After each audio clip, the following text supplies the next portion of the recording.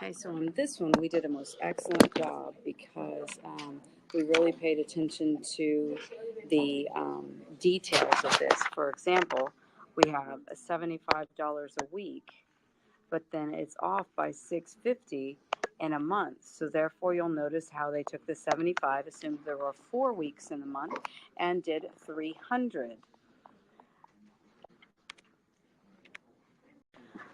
So then using this, we've graphed that point, and you can see where they draw their line and where we've got our two answers.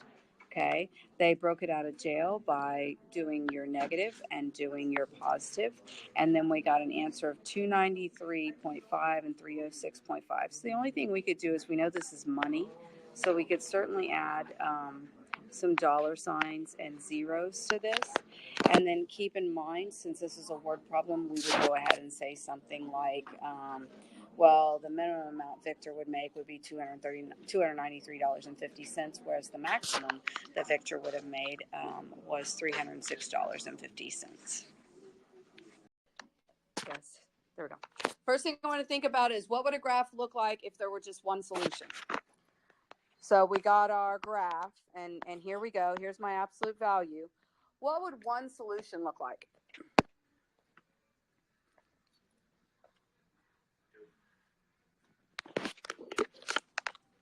Come on, say it. Let's see.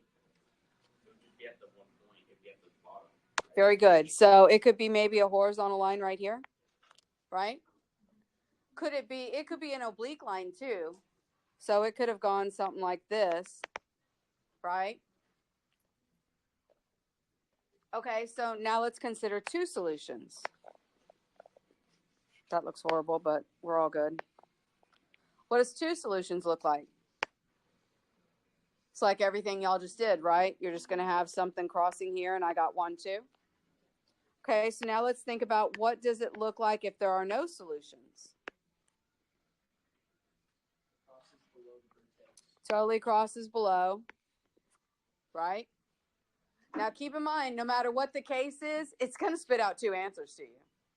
So then you have to check them to make sure. What about if there were infinitely many? Can you imagine what that graph would look like? Infinitely many solutions.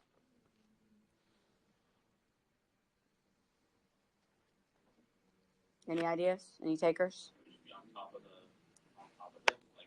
So I could say it could be a line that has the same slope as that one. You see how there'd be infinitely many there? Okay, we okay with those ideas? Okay, so let's go back and look at what everybody did on their work. Starting off with our very first one, we labeled the left distance from the weight, and we labeled the bottom weight of the sugar. Our magical number was 16. So if we wrote our function, it would be f of x equals x minus 16. That would actually be the function of it. And then we used it right here when we said, okay, our weight is okay so long as it's within the 0.3 marker, right? 0.3 was too much. That was going to be rejected. Okay, so that would be too far. You either shorted them sugar or you put in too much, and now we're losing money. So then they broke it out of jail because it is by itself. So we got our negative over here multiplied by our negative 1. And then we solved, and we ended up getting 16.3. Is that right? This one should be 15.7, right? Oh. So this one, I'm not adding. This one I'm going to add 16 and add 16. So this should say x equals 15.7. Now keep in mind, 15.7 would not work. That's when it goes bad. So it actually has to be greater than 15.7. Doesn't that look good? So x has to be greater than 15.7. Then on this one, we're going to add our 16 and add our 16. So this is our 16.31.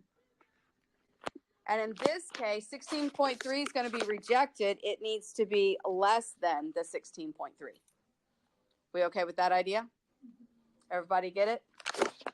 If not, there will be a recording of it, so you can look there too. Okay, the next one, we got some cucumber seeds. And your special number is 25, but then we're going to vary by 3. Well, if I vary by 3, I already know what the answer is. It's 22 and 28.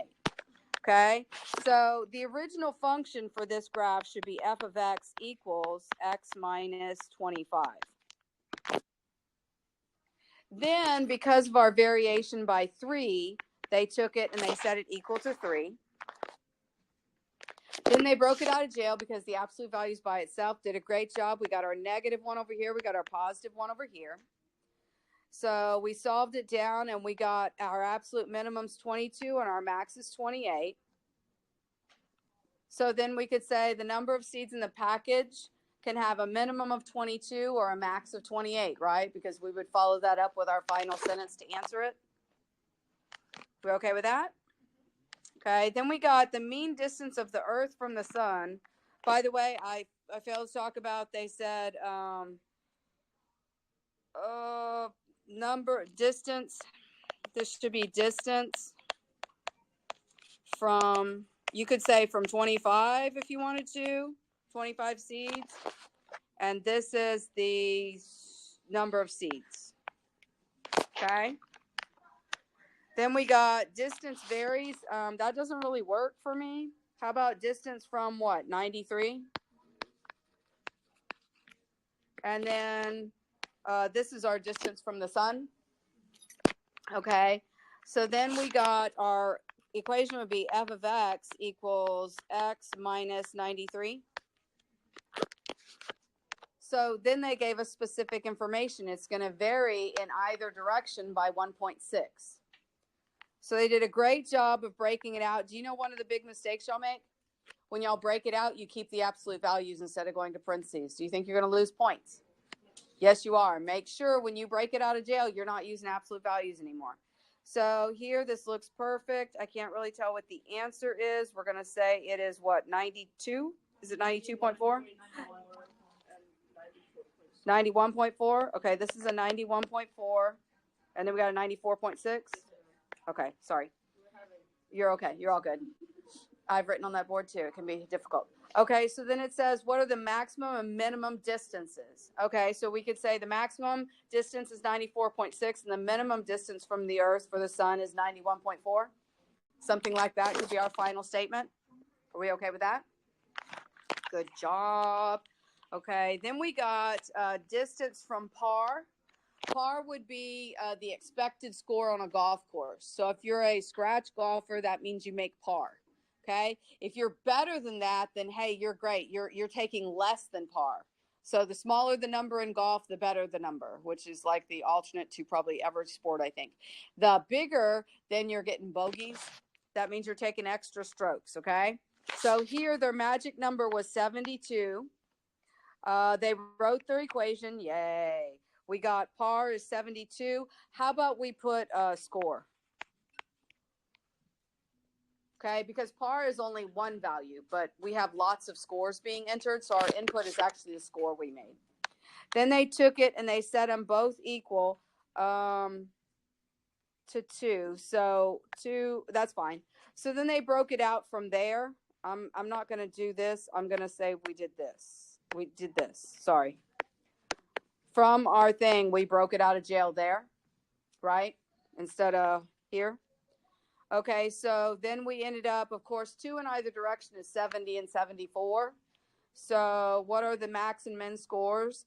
Well, Liana scores typically 70 and 74 or 70 to 74. Okay, we good with all that?